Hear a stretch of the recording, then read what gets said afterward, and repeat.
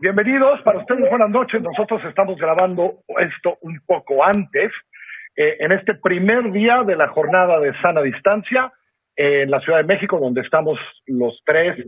Es un poco más todavía que sana distancia. Ya ayer Claudia Sheinbaum anunció muchísimos cierres, más que los que en el resto del país. Primero déjenme saludar, como todos los lunes, me da mucho gusto, y preguntar cómo están, sobre todo Ibabel, ¿cómo estás? ¿Todo bien?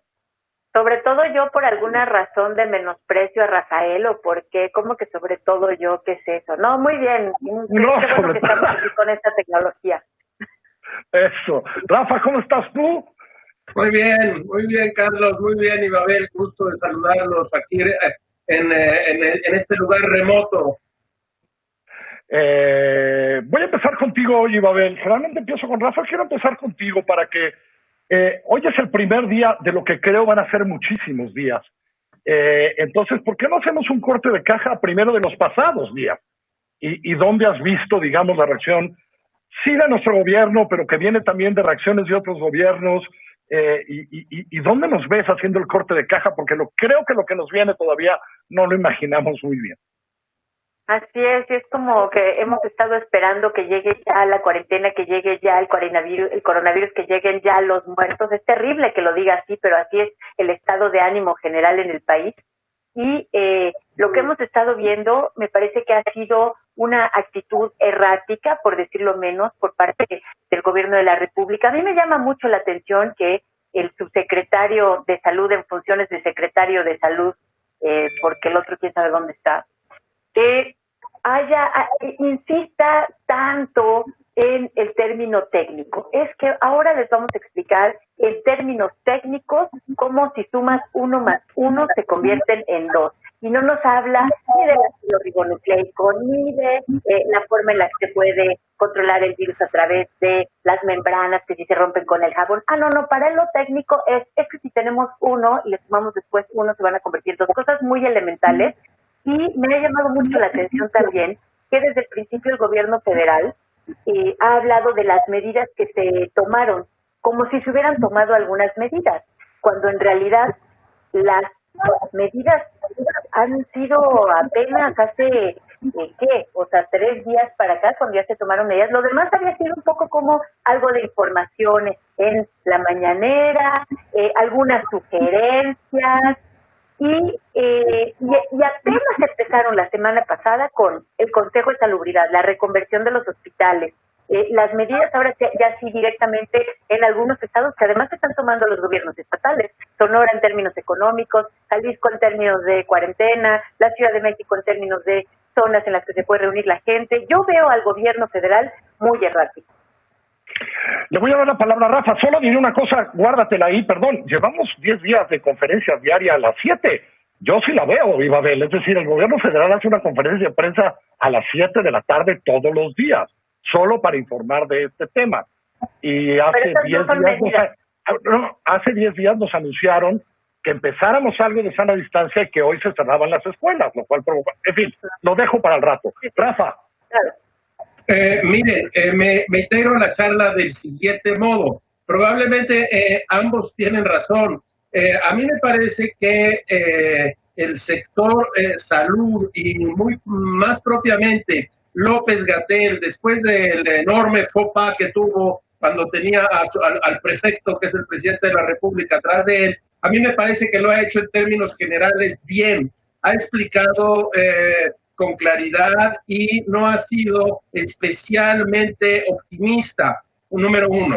Número 2, creo que Abel tiene razón porque probablemente cuando dice gobierno federal quizás esté refiriéndose a la actitud del presidente de la República, que ha sido para todos nosotros absolutamente asombrosa, una actitud que va desde llamar a la pandemia y decir que se detenga, hasta sacar las famosas estampitas, hasta darle un chupete a la niña y hasta saludar de mano. Yo me pregunto qué rayos tiene que hacer el presidente de la República en Oaxaca cuando tiene que estar reunido con su Consejo Nacional de Salud. Esa es otra buena noticia. Hace unos minutos ya se reunió me parece que fue hace un rato, ahora me dices, Carlos, el Consejo Nacional de Salud es un consejo muy importante en donde hay gente muy capaz. Repito, la actitud del presidente ya ayer cambió, ya ayer avisoró una segunda pandemia, que es la enorme crisis económica en que México ya está metido. El dólar está a 24.80, estaba hace unos minutos a 24.80, el petróleo arriba de 25 ya hoy, por primera vez en la historia arriba de 25.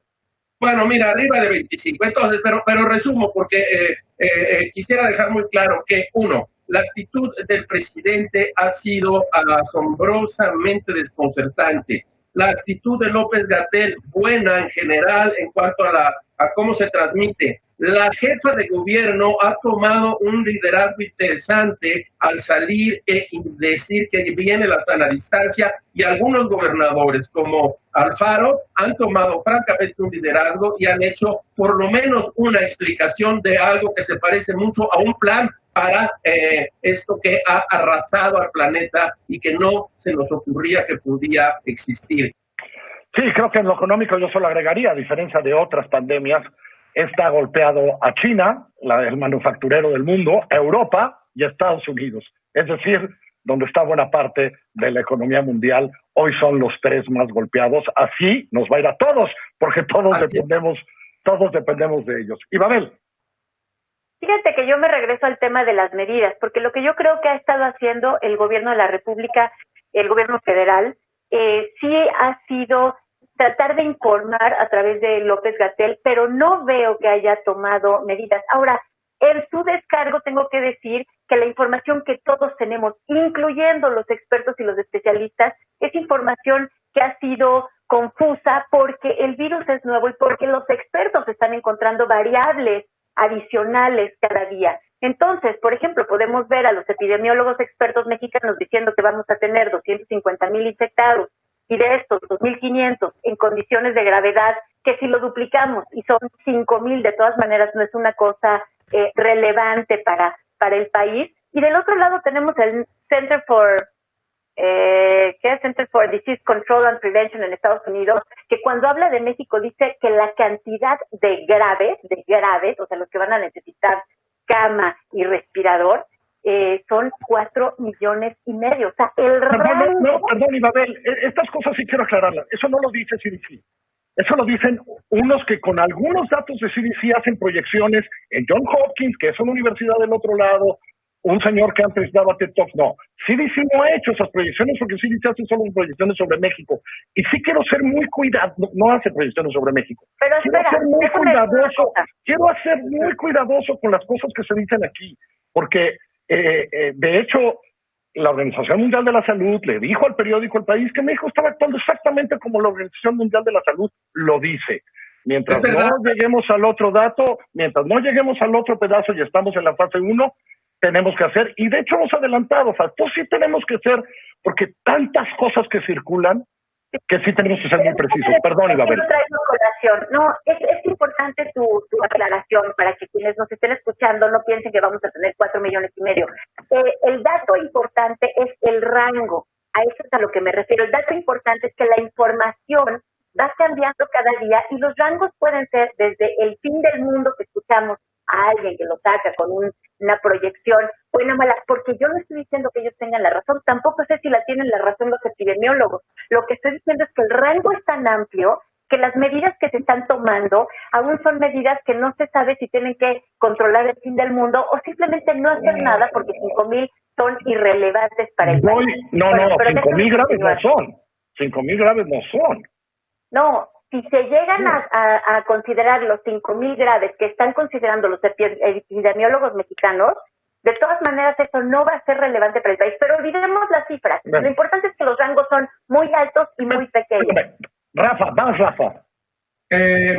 Miren, pienso lo siguiente. Efectivamente, quienes proyectan los modelos matemáticos, y no solo lo han hecho para el escenario mexicano, sino para otros países, pues son solo proyecciones, y la realidad, los números son fríos y la realidad es caliente, es decir, no sabemos lo que va a ocurrir. Si a mí me preguntan en este momento qué opino, Yo tiendo a coincidir con Ibabel y pienso que hemos tomado algunas medidas relativamente tarde. Sin embargo, López-Gatell defiende y dice, este era el momento correcto. Y he oído opiniones de gente de veras informada que dice, no lo están haciendo mal. ¿Por qué no lo están haciendo mal? Porque si te adelantas, cometes un error, y si te atrasas, traes una catástrofe. Entonces, estamos en un momento en el cual no sabemos qué va a ocurrir, por un lado. Por otro lado... Incluido la mañanera de hoy, Rafa.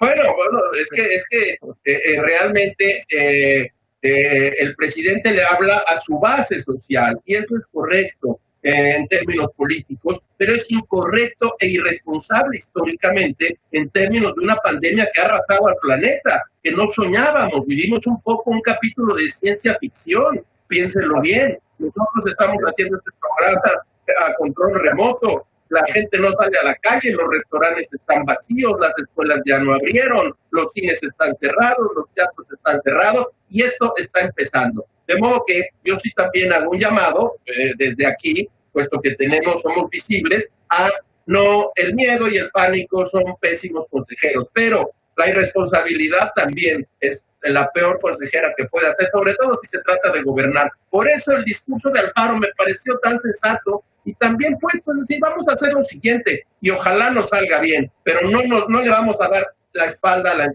al problema. Darle la espalda a un problema es hacer que ese problema te devore y te agarre por la espalda y te destruye. Bien. Eso es lo que yo creo, Ibabel y Carlos.